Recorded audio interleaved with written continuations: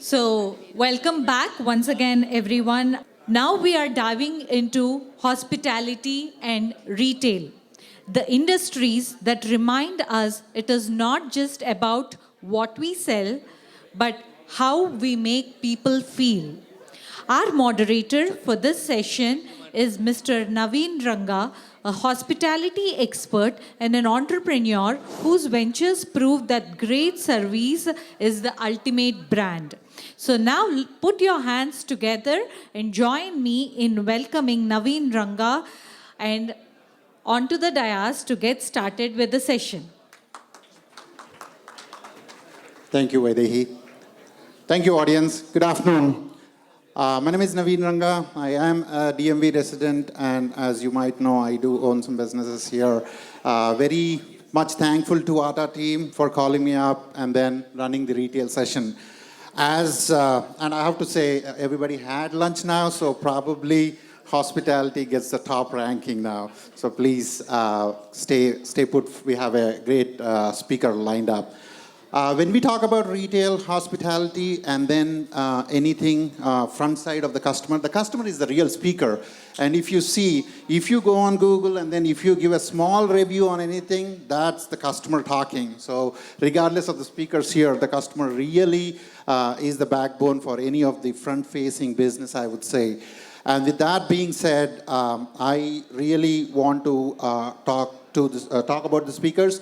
The first one I'm going to call upon is Shair. Hi there. So retail, as much as we say, it is an experience. It is the flavor. It is the experience. It is what we sleep. It is what we eat. So right now, the roof we are in is the courtesy of Shair. Shair is the VP of this and many other properties. So please give him a round of applause. The next speaker I'm going to talk about is, we fondly call him the Pancake Man, because he owns 12 IHOPs, Maryland, Virginia, and North Carolina. Not only is he like a pancake man, he's the most sweetest person I've talked to. Please welcome Praveen Kondaka for having 12 IHOP restaurants in the area. Welcome, Praveen. And then the last person I'm going to talk, he is one veteran, one experienced businessman, I have to say. Even if we talk for 5 minutes, we get a lot of knowledge. And none other than it's Deepak Thakur that I would call upon. Even my little bit of interface in the last few days, I learned a lot. Please come on up the stage. Thank you so much. Please have a seat. Thank you, speakers, for coming here. And then I also happen to be on the ATA side, so host as well as the moderator. I welcome you all. So I don't think I have given enough justice for each of your introductions. So I would take like 1 or 2 minutes to go ahead and get started on your introductions. Shair, why don't we start from there, actually? Good afternoon, everyone. Welcome to Hilton Garden Inn and Ramsay Property. My name is Shahir, and I'm the Vice President of the company. I've been in this industry for about 27 years. In sales and marketing and operation leadership role. I work with the Starwood Hotels, Marriott, and Holiday Inn. I'm also a certified Black Belt Six Sigma instructor. So I'm here, to speak about what I know. If you guys have any questions, please go ahead and ask. Thank you for being here. Good afternoon. My name is Deepak Thakur.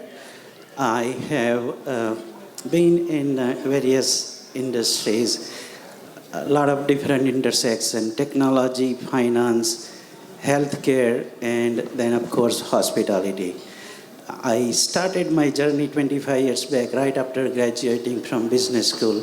For first 10 years, I used my finance knowledge, became a regulator, running a very large, or rather first building a very large surveillance program for identifying insider trading and fraud. So any cases you see between 2000 and 2010, there were somewhere my fingerprint. I used that finance and modeling knowledge to then what I'm doing now, which is going around the country and helping states with opioid addiction detection. With respect to healthcare, again, so wherever I get into, I try to find a complex problem and then see how can I help solve this. So the opioid detection was one of them.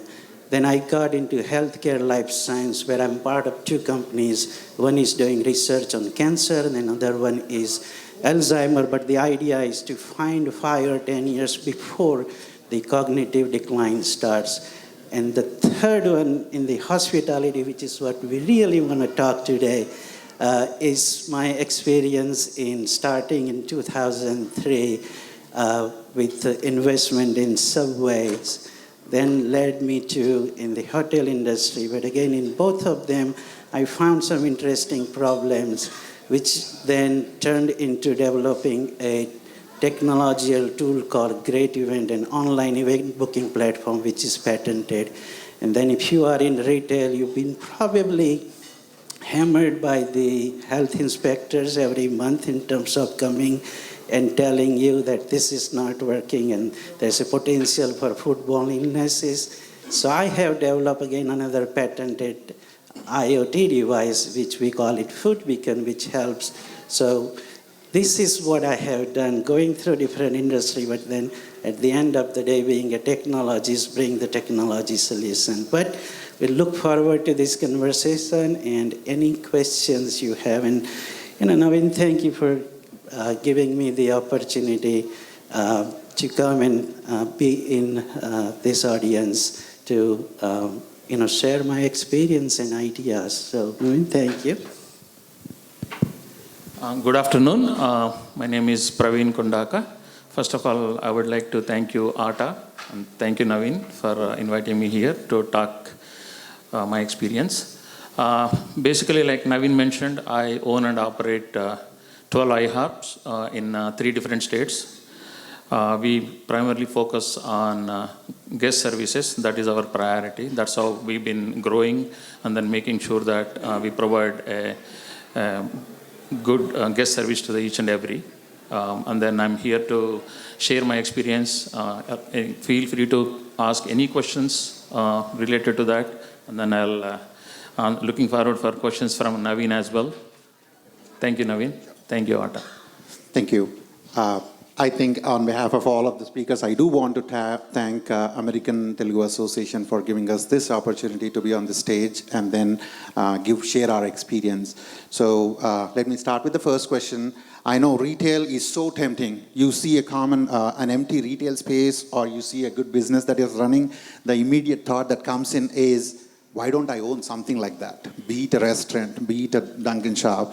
So it's very, very critical thinking of how we choose of the acquisition. So the first question I would like the speakers to talk about is, you have your brand or you have your business. How do you critically think that it's a good for you? What do you have in your analysis aspect? So let me start with Shahir on that. I want to start with saying, that whatever you do in any industry, you have to love it, what you do. You have to know what you do, you have to be in it, otherwise you won't be successful. And hospitality business is, especially hotel industry, is not something, that you can just jump in and say, you know what, I want to come into this business and I want to make quick money and leave. This is what's happening, in the last few years. A lot of investors come and without doing any market research, without looking at where they're buying the property, what type of property they're buying, what brand they're buying, if the brand they're buying at that location, it will work or not, they're investing their money. It won't work like that. Hospitality business is a long-term investment, and you have to make a research in the market, where you're buying the hotel and what brand you're buying. In each brand out there, bring something different on the table. That depends, where you want to buy a hotel. Ramsay Hospitality, for example, Ramsay Hospitality owned under the leadership of Mr. Gulguri Murthy. We had 2 hotels 2-3 years ago, and now we own 6. By next year, our goal is, to have up to 12 hotels. But we just don't buy hotels because the hotel is there for sale.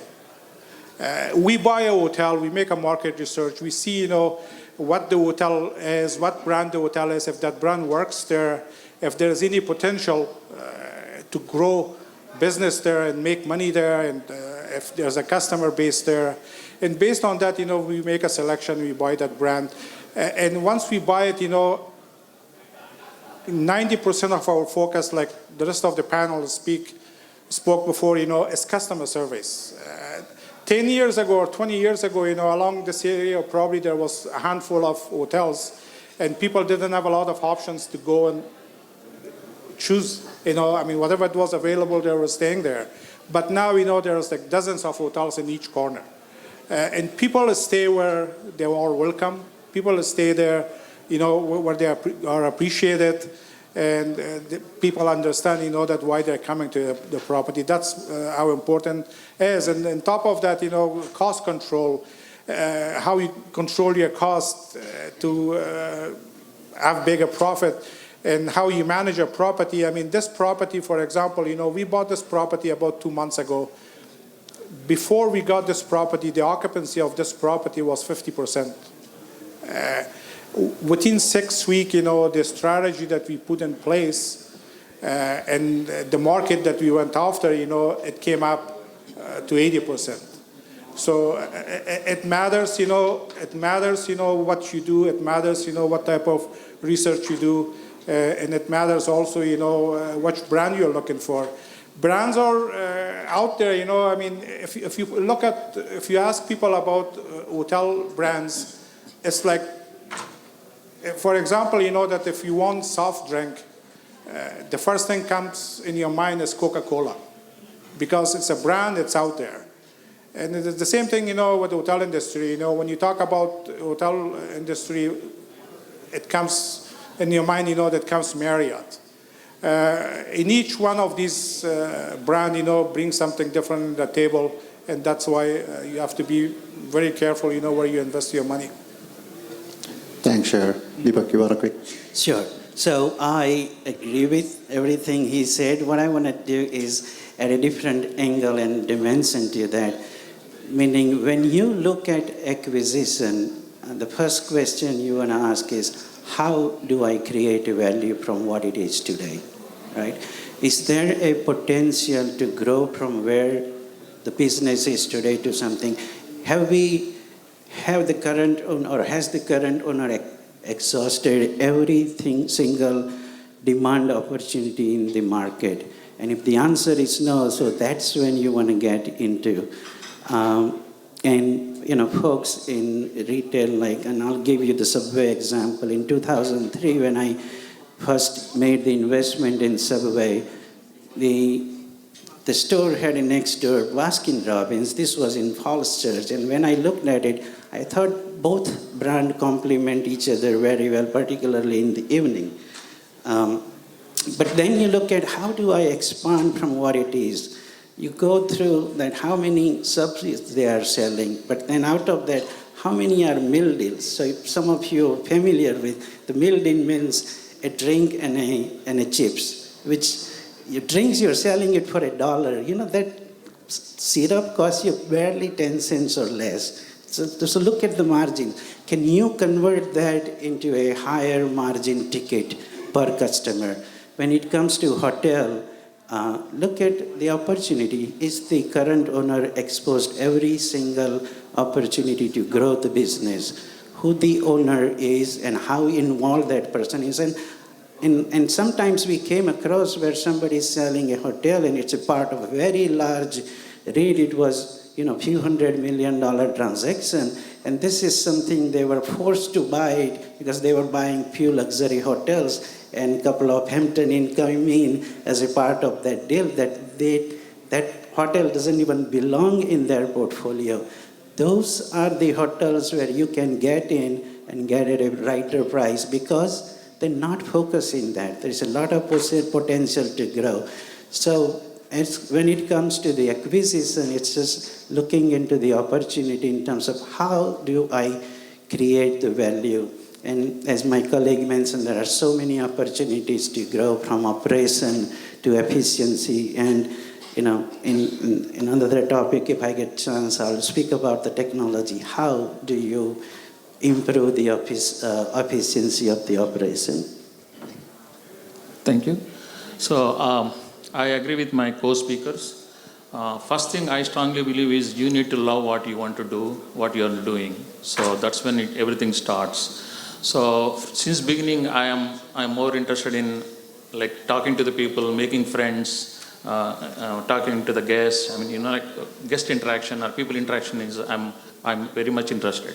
So that's how I put in my thoughts on getting establishment like a restaurant side. So, but again, we did not do much due diligence or strategy to pick a specific IHOP. But as I said, we don't want to go, especially we don't want to go establish like some ethnic one. So we wanted to go like do the American restaurant. So that's how we picked IHOP. So there is no other any strategy or like a big due diligence or anything. So once we started establishing, so we look out for like a best location, and then like whether it is works for now, and then how well we can serve the guest and serve the community. That's how we start looking into that, and then started our first IHOP in Germantown, Maryland in 2006. So then again, it took for me almost like 20 years or 15 years more than to come to the 12, because I don't want to go mad chase and buy or acquire or open. So I wanted to go slowly and figure it out. What is a good location? What is the community that we are serving? And then help them to provide a good hospitality. So that's the reason we grown very slowly. And then there are three types of acquisitions normally that we do. First one is like we build up the store from ground up. So build the building, bring up the store. Second one is we rent out the lease space, and then we put up the store. So depends on the location and then the community where what we are serving. So we pick the acquisition aspect, and then but our first priority is to provide a best guest service to all the guests who are coming into the door. So obviously money is an important one that comes as a second factor. But first thing is you need to love what you are doing. You really wanted to do that, and then money follows you automatically. Thank you, Naveen. Thank you, speakers. That was very insightful. Not just the NDA, sign up and get the financials, but also look at your passion, how it would work, and the location, all of that, make a lot of parameters to get acquisition of a retail. Now that we have acquired speakers, let's go on to running the operations. So there is the inventory to the delivery, there is also the hiring to the firing, and there is also like making the standards, that the compliance aspect from either the county or the state, and making sure we have the food standards and then the hospitality standards. Can you give some insights of like how best the customer service is? It's very important, we all know. How do we make sure that it's best? Why don't we start with you, Praveen, because you are the front face on IHOP. Thank you, sure. So in franchise model, one good advantage is you have all the spec written out for you. So there is a standard operating procedures you need to follow. So you cannot just deviate. So that is an advantage of having a franchise model, having restaurants under the franchises. But even then, still you need to be very careful operating your establishment in two aspects. One is primarily is a guest service, right? We strongly believe, and then IHOP always teaches us from day one, we believe each and every guest coming into the door like a god, period. I mean, whatever he says, we need to agree. Well said. So that's how we start our guest service and providing that. And then operating wise, you need to make sure that how things are lined up First one is guest service, providing best service to the guests and thing. And the next one is taking care of your employees. That is the second aspect that we strongly believe. So in our organization, we normally grow our people from bottom up. So we strongly believe in bringing a small, I just give an example, like a server or a dishwasher to make it grow like a general manager. So I have so many restaurants where my general manager, he started with me like 10 years back with a small role.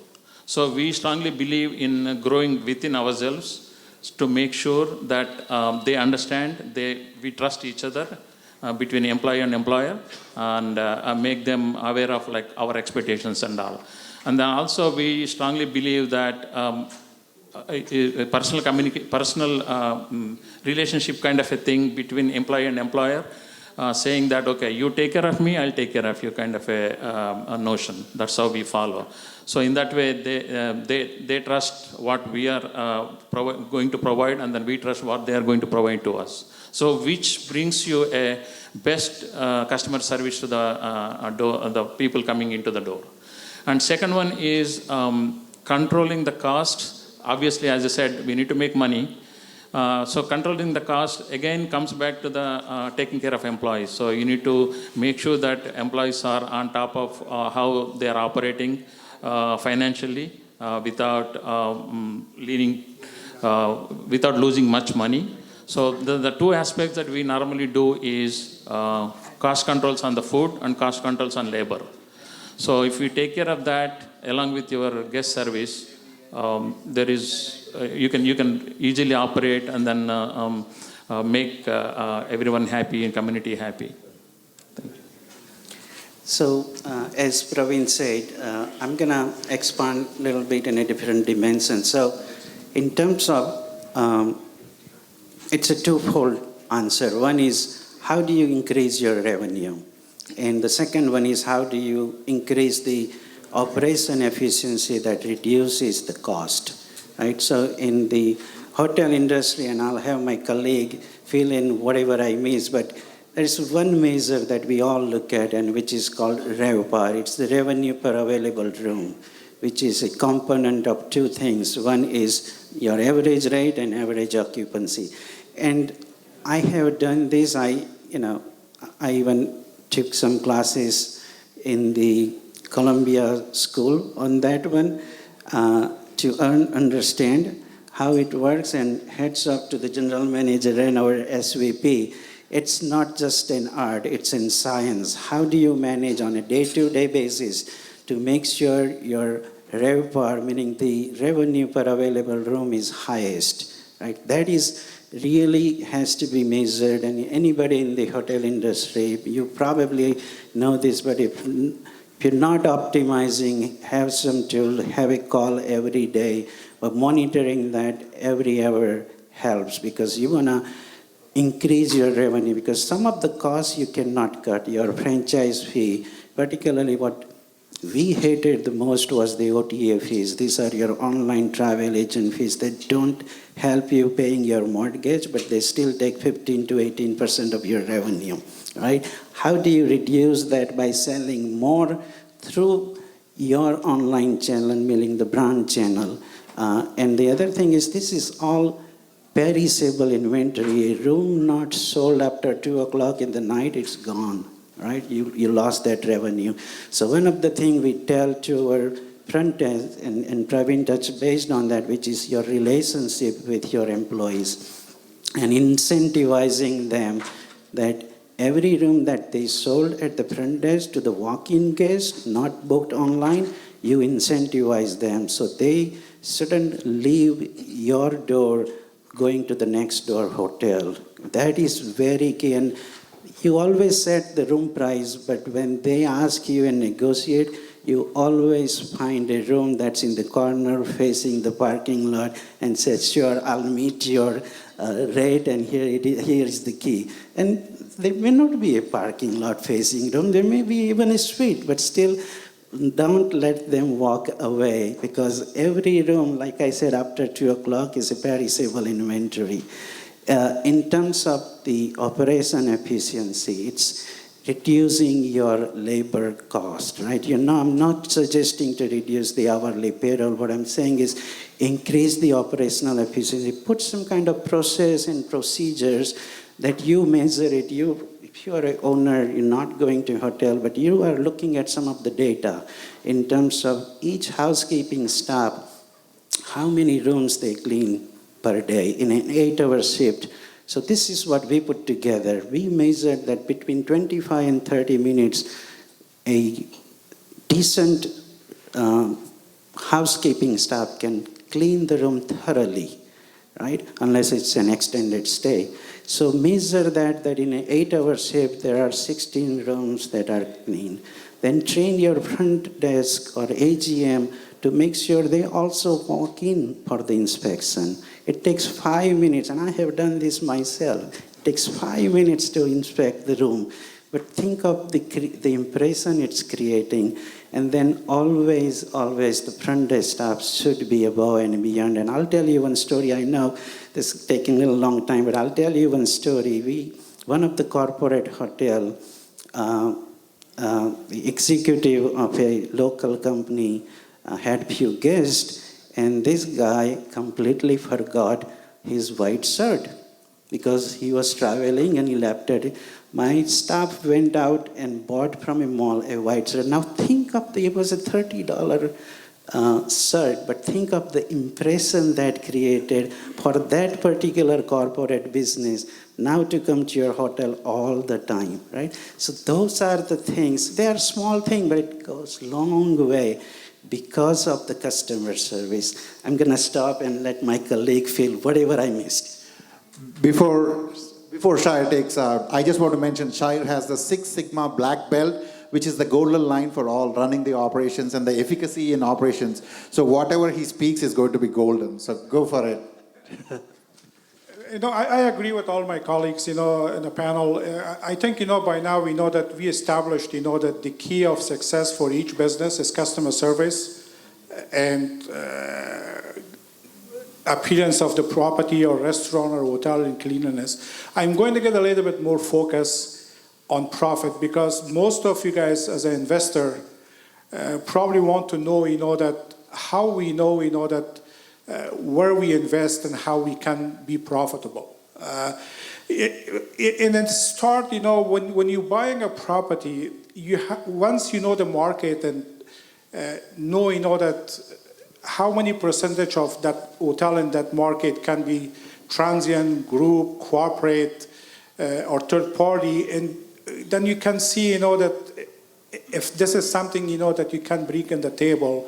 For instance, when we buy a hotel, we have partnership with one of the biggest group company in America. It's called Wall Street, that they produce about 5 million rooms per year. When we buy a hotel, I will see, that if we can get some rooms from them, or we have a partnership with Omega Travel, which is, their distribution is so huge when it comes to transient and groups. We just got a partnership with American Express. Your profit comes from that, but the main profit comes how you manage your property. That's where your profit will increase. Like Deepak said, that there are certain fixed costs like franchise fee or electric bills. There's nothing you can do about that stuff, but if you look at your business, there's probably about another 50 items, that contractors you have, vendors you have, you buy food, paper, toilet paper, linen, and all that, trash removal. You have to look at them, and see where you can reduce your costs. And I gave you guys an example. When we bought this property, just one example, and there's many more after that, and I cannot speak to all of it. I just give you guys one example. When we bought this property, the trash removal at this property was about $2,200 per month. And the reason was that high because the previous company, for whatever reason, they never renegotiated the term with them. Our general manager, the first thing he did, he picked up the call and called to talk to them, and he said, how can we reduce this? Imagine, we brought the cost down from over $2,000 to $700. This is about $1,700 almost saving. Imagine if you can do that, with 20 accounts, and if you save $500 for each one of them. All this money that you saved is pure profit for your owners and investors. So operation efficiency, that's why we practice Six Sigma. Six Sigma gave us the tool, to our operation is very efficient without making our customer to sacrifice. And this is what we have in play, and that's why that all our hotels are profitable. And I just want to give you guys on the end, that a business opportunity. Ramsay management just got approved for a huge project in Taylor, Texas. We are building, a 200 plus condominium, and we have 2 slots left. Any investors, that invest $800,000, they will get a green card right away. And because with each $800,000 that you bring on the table, you will employ 10 people. And this project that we have and is approved will employ up to 220 people. So, and the reason, that we can make such investments because our investors are satisfied. They know, that where they put their money is taken care of, and they're making profit. So, Thank you, Sharon. Go ahead. I just wanted to add a little bit more to the operational efficiency. So, especially in iHub, as you guys know, our 70% of revenue comes on Saturday, Sunday morning. So just imagine how fast that we need to make it the table turn to make the money. So that's where exactly the operational efficiency comes, making the personal touch from server to the guest, and then from the back of the house to bring in the food. So that whole cycle we wanted to maintain effectively so that we can have more people sit down and make more money. So we normally look at like 40 to 45 minutes as an average table turnout to make sure that everything happens so effectively without losing any guest and customer service from the server and from the manager. Thank you. I had 2 further questions. One is desperate times and desperate measures. So especially when you are doing a customer interface business, you are up to the mercy of the customer. So be it a bad weather over the weekend, or be it something like big as a COVID. So how do we overcome those sort of situations where you have to keep going on the operations, but likewise, it's also you have to make the profit margins? And please take little time, running short on time, but let's start with Praveen on that one. That's a good question. So obviously we are in a hospitality industry, so we deal with people. So whenever you have to deal with people, you have those challenges. So you have a good guest coming into the door, you have a bad guest coming into the door, but still you treat everyone as a guest, and then irrespective of whatever they say, we just need to follow and then taking care of them in the restaurant and then give the best service to them. So the challenges like that, again, coming back to the same, irrespective of how guest treating to the employees, example, servers, still they need to be very friendly and then provide their service. That is one strategy that we always face challenges every time, day-to-day operations, but we'll try to overcome that with a pleasant and then friendly atmosphere and then service. And then, what is the other question? Sorry. The challenge of how making sure you have the profit as well as making sure we run the business.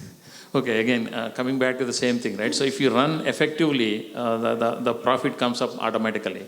But if the whole cycle from a guest seated to guest going out of the door, if any of that chain breaks, then you lose that momentum. So then you obviously lose money. So especially in iHub specific restaurants, as I said earlier, we will focus primarily on the Saturday, Sundays operational efficiency so that we can make more money. In other weekdays, we don't mind sitting people like hours and hours, but in core hours, we wanted to make sure that we'll provide a best service. At the same time, we have a more table turnaround to get our money coming into the store. Thank you. So, hospitality business, it's a lot of volatility. You don't control 6 or 8 inches of rain or COVID. These are all external factors, right? There's so much of volatility. Well, even today's world, even government contracting is also very volatile. Jai Garu, you can attest that. So, but how do you navigate through this, right? So one of the things that I have shifted more on the IT, government contracting and technology incubator, but one of the motto that I have is discipline in the good time and adaptability in the bad times, right? As long as you follow that, and again, I'm not a motivational speaker or anything, but this is where you diversify, and this is what I was able to navigate through having, different businesses.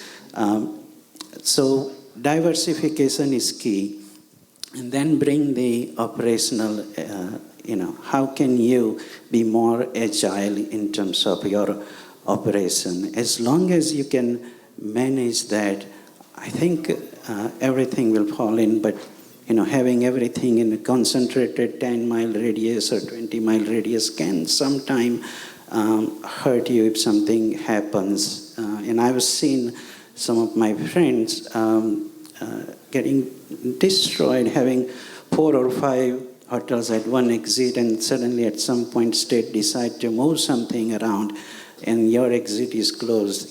Can you imagine what can happen to you? So those are the things you need to just make sure in terms of location, diversification, and then having the adaptability, not just you, but your senior management staff as well. So, Shai, real quick. Diversity is very important, and it's very unfortunate, that consumers are holding, different businesses accountable in different ways. I give you guys a prime example, if you fly somewhere, if you're at the airport, and if you go to, for example, American Airlines, if your flight gets canceled, we wait there, for like 3 hours, nobody gives a damn. And even if you complain, your complaint doesn't go anywhere. And unfortunately, that is how it is. But if you come to a hotel, and wait at the front desk, for 1 or 2 minutes, you complain, and the hotel will respond, and will give you something to make sure that you're satisfied. And it's the same way with a restaurant. You go to a restaurant, something goes wrong, you complain, and you know that you're going to get something back. And when we know that, then why argue with the customers? It comes, that, well, even if they're wrong, they're right. Because we all know, that one satisfied customer will bring 10 more. This is the reality. If we go somewhere in a restaurant to eat, myself, if I go to a restaurant and eat, if the food is bad, I will give the restaurant another chance. But if I go to a restaurant and the service is bad, I will never go back there. This is that simple. And if you go to a restaurant and if your waiter take care of the hotel that you go, when you go out, and if your friends say, what, I want to go out and eat, you will say, what, I was in this restaurant, the service and food is good, and then you got another customer. So, and this is how it is, and the service comes, it starts from the top. Employees usually look at the people in the top, what they do. If they care about their business, if they care about their property, they do too. I gave you guys a prime example. Our owner, Mr. Glugari Murthy, every morning, that he drives to all his properties and he waters the flowers. He doesn't have to do it. He have the maintenance guy to do it, but he like to do it because he love, the process, to see the front of his hotel is clean. When people walk in, they see it, and he enjoyed it. And days, that he cannot go there, people know, that they have to go and do that. Or if you walk in, you see a piece of paper on the floor, pick up. If you don't, your employer won't pick up. So this industry is, the old saying, that the customer is always right, and they are. Yep, no doubt about it. And then the last question is the $1 million question.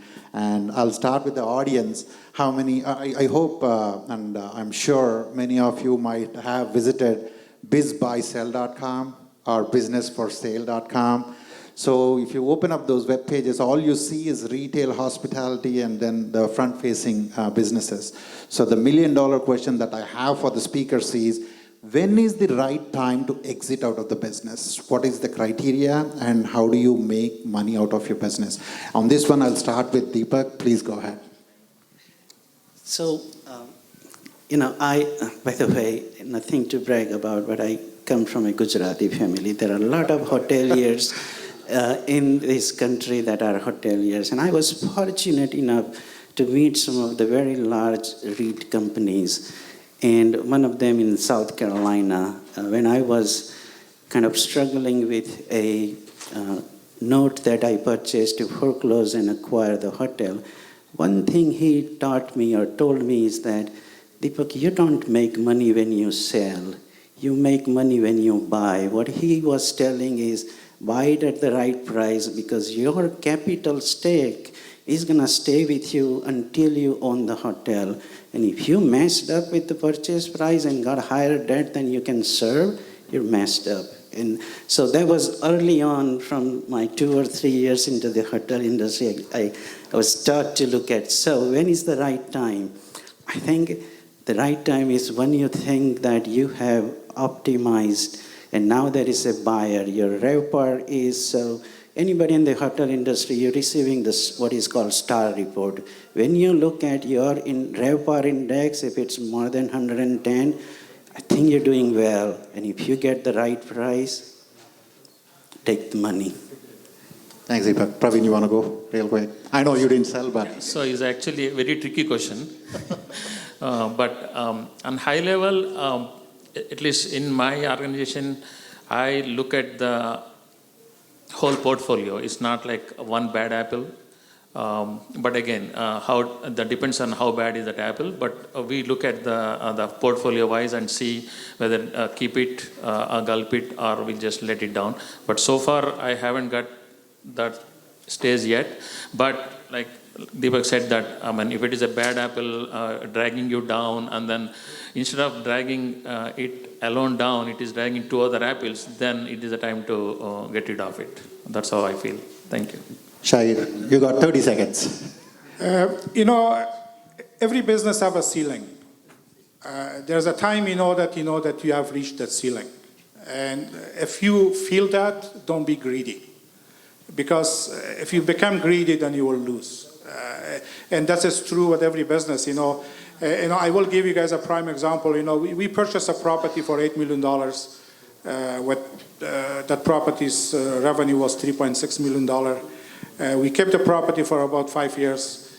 And in 5 years, the revenue went to $4 million. We had a buyer. He came and offered us $16 million. The owner asked me, Shahir, what should we do? I said, sell it. Because this is your ceiling. Your investors will be happy. They will get all their returns, and you can go ahead and invest in something else. This is how it is. If you know that where your ceiling is in your business, and if you're not greedy, that's all it takes. Thank you. I think that's the last question from the speaker, but I do want to mention a couple of things on retail and hospitality. As much as we think customer is the front end, but this is one industry where we provide employment to the less fortunate. Not everybody has a bachelor's, not everybody has a master's. This does provide opportunity. And I want to thank American Telugu Association on 2 notes. One, giving us an opportunity to talk here. Definitely thank you so much. And I've heard a couple of times about the conference. Conference is just not celebrate the culture, but it's also supporting those less unfortunate or less fortunate employees who work in these retail and hospitality sections. So I really want to thank Atta again for giving us this opportunity, and the podium is now open for audience questions. Please, any questions? No, thank you. Very, very impressive, all of you done an amazing job. Just for this one, in 2 months, you turned from 50% to 80% occupancy. That's an amazing job. And then one of them is, I gave you guys one more example. When we came to this property, we had an assistant general manager. When we hired a general manager, I told him, you are here every day, you don't need an assistant. Right? So why you have to have 2 managers in the morning, to look after your property?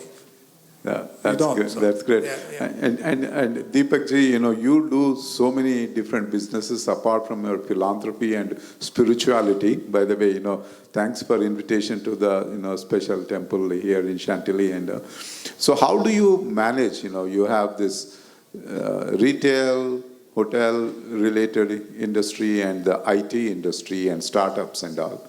So, can you give some insight on how do you manage those priorities? So it's all coming down to relationship. I always tell that I'm blessed with the friends and people surrounded with me, and they always step up. And it's a curse that whoever comes and works with me, they lose their sleep, because I'm blessed with amazing team, whether it's here or in India. They always support my vision. And one thing is I don't lose people's contact. I mean, we have Lex in the audience whom I have known since 2007, and we do some business together. Vijay Gudisiva, he's the first one I started in Subway. So I don't, and when I was a regulator, the guy who was investigating most of the cases when it goes to DOJ, he then became a BI agent, he retired, and now he's the CEO of my government contracting company.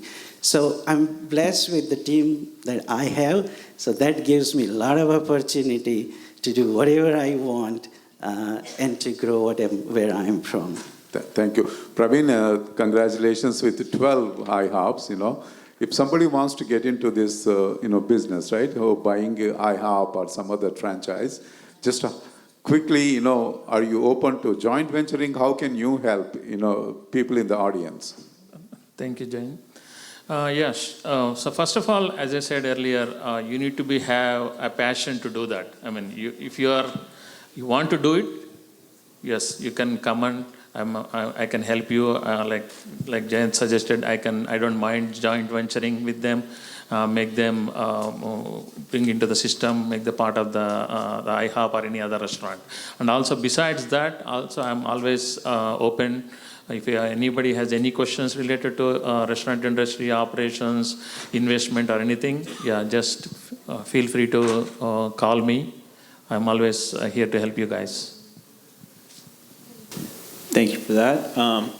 So I feel like AI is obviously a hot topic in every space. I know we were talking about it probably in IT and government contracting, but I've seen definitely from a hospitality standpoint, AI and robotics sort of working for operations. So how are you guys kind of thinking about some of these new technologies and integrating it within your businesses and your properties? So, restaurant industry is actually the first one. They wanted to use it as a robotics. So very soon you will be seeing all the servers or whatever the food delivery happens with the robotics. That's for sure. In next 2 years, 2 to 3 years, that's going to happen. So we are very excited, and we wanted to welcome with AI and then robotics into the industry. So just to add to that, the inventory to the delivery, it's all automated through AI. Likewise, the finance and accounting, those are the use cases, I would say. Yeah, I mean, a lot of industries, for instance, hospitality also start using AI, and there's a lot of changes are coming. A lot of stuff will be automated, probably automated check-ins and checkouts. I'd be surprised, that in the next 10 to 15 years, bodies and customer service probably by 80% will disappear. So, a couple of things I would like, and I'm by no means selling any of the things that I'm doing, but what I have observed, and this was part of my introduction, that identifying the challenges and then fixing through software, technology, AI, or data analytics. One thing I noticed in hotel industry is anybody actively looking at, you have so many leads coming. 1 out of 20 or 30 leads convert into business. But think of the amount of time your staff is spending, your sales manager, catering manager, chasing every single lead that doesn't even turn into business. So using some of the tools and technology, and that's what, when I left, build something. I mentioned in the food industry, you have the government, or I'm not against any of the regulation because I was a regulator at one point, but the health inspector coming and shutting down the store because they found the food temperature was above 40 degrees. And it happens that it just went up 30 or 1 hour back, 30 minutes or 1 hour back. Well, the bacteria growth doesn't start until the food is exposed to 40 degrees or more for more than 3 hours. So using the technologies like that to stop from this kind of decision made by regulator, those are the technology that can help, and that's where I have shifted now. Okay, that concludes the retail and hospitality session. Thanks again. That's the 5-star panel we had. Please give a round of applause. Thank you. Thank Appreciate you. it. Thank you. Thank you, speakers, and our moderator, Naveen Ranga. Now, I would like to request Vishnu Madhavaram, Zeenat Kundur, Sridhar Bhanala, and Ravi Chella Garu to please join us to felicitate the speakers and the moderator.